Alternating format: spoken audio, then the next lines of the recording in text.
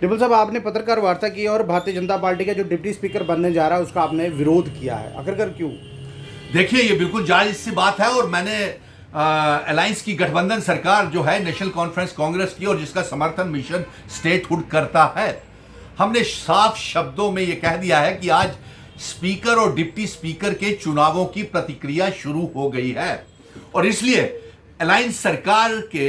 जो नेता हैं, जिसमें doctor Farooq Abdullah, chief minister Omar Abdullah, Sonia Gandhi Congress की, राहुल गांधी, प्रियंका गांधी कांग्रेस के जम्मू कश्मीर के नेता, प्रेसिडेंट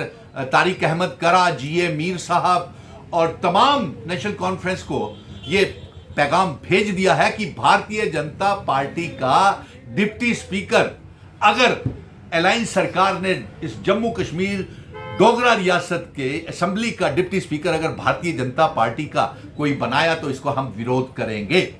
क्योंकि भारतीय जनता पार्टी जम्मू कश्मीर रियासत को 5 अगस्त 2019 को भारतीय जनता पार्टी ने महाराजा हरि सिंह जी की रियासत को तोड़ करके इसका बंटवारा करके हमारी यूनियन टेरिटरी बना दी, नंबर 1। नंबर 2, महाराजा हरि सिंह जी की असेशन की शर्तें जो थी, जिन शर्तों के ऊपर जम्मू कश्मीर एक मुल्क, एक रियासत जिसका विलय भारत के साथ असेशन किया था, वो असेशन की शर्तें 5 अगस्त 2019 को बिना असेंबली में पास किए हुए रियासत भी तोड़ दी, उनकी शर्तें भी तोड़ दी और बिना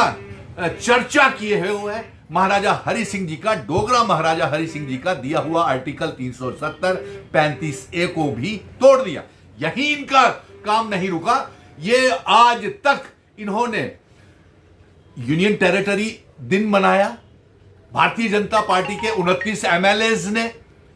जबकि हम रियासत के दर्जे की वापसी की मांग कर रहे हैं। इनके मुख से एक भी शब्द पत्रकार मित्रों नहीं निकला भारतीय जनता पार्टी के कि रियासत का दर्जा वापस किया जाए। दरबार मूव के लिए कर रहे हाहाकार, जम्मू और कश्मीर के व्यापारी, ट्रांसपोर्टर, हर वर्ग के लोगों में हाहाकार मची हुई है और दरबार मूव की मांग कर रहे हैं। मिशन स्टेटहुड पहले दिन से जम्मू कश्मीर में तमाम link road, parade ground, city Chowk, Raghunath Bazaar, तमाम इलाकों में हमने धरने प्रदर्शन करके दरबार मूव, महाराजा जी का, डोगरा रियासत का दरबार मूव शुरू करने की मांग की। लेकिन भारतीय जनता पार्टी के मुख से ना तो 29 विधायकों के मुख से रियासत के दर्जे की वापसी निकला और ना ही दरबार मूव शुरू कर, और इनके ये साजिश है, ये रियासत का दर्जा हमको वापस नहीं देना चाहते पत्रकार मित्रों। और ये भी इनकी साजिश है कि वो नरेंद्र मोदी जी और अमित शाह जी पार्लियामेंट में दिए हुए अपने ही बयानों के ऊपर रियासत का दर्जा वापस नहीं कर रहे, नंबर 1। नंबर 2, सुप्रीम कोर्ट से जो जंग जीत करके 1 करोड़ 30 लाख अवाम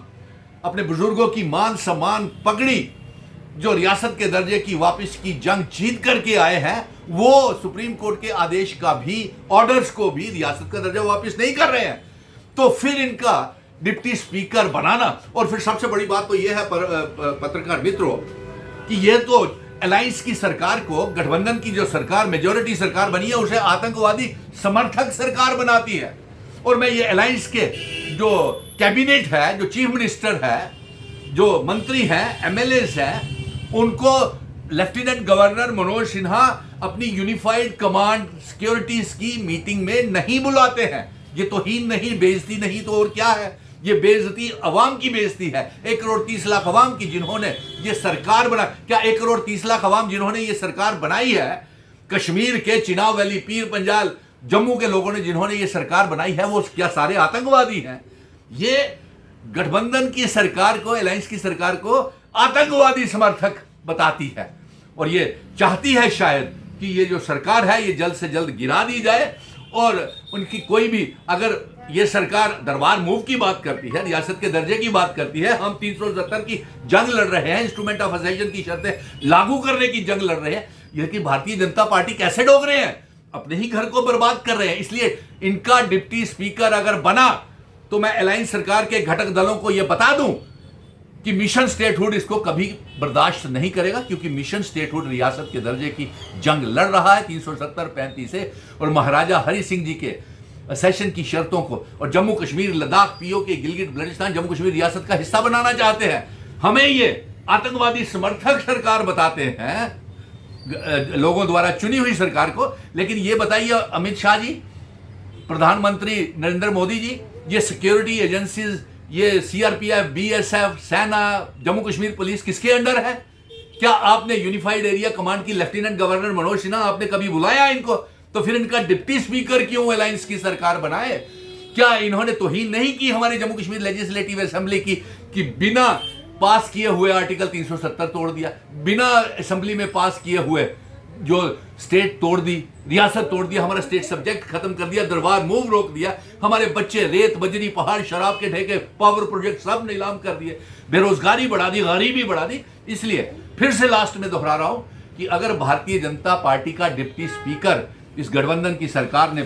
बनाया तो मिशन स्टेटहुड को और भी सोचना पड़ेगा। लेकिन मैं कश्मीर के चुने हुए एमएलएस जो भी हैं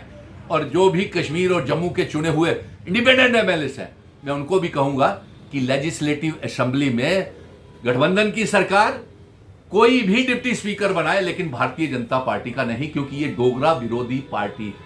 है। इन्होंने महाराजा हरि सिंह जी की, डोगरा महाराजा हरि सिंह जी की बेइज्जती, तौहीन,